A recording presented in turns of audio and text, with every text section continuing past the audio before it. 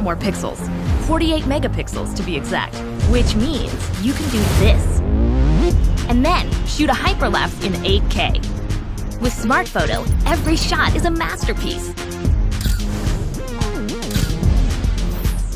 Yeah, but photos aren't really my thing. Don't worry, we've got you covered.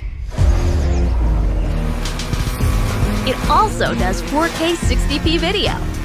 You can also slow things down. Way-do. And yes, there's HDR video. How's the flight time? It's fantastic.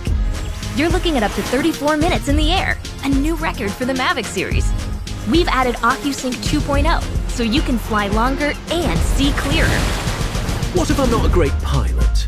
That's where Focus Track comes in, so you can fly like a pro. Or just press a button. Here's the best part: automatic obstacle avoidance.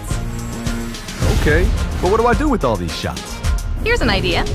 Use the DJI Fly app to edit and share your moments with just a tap. So, what's different? A whole lot.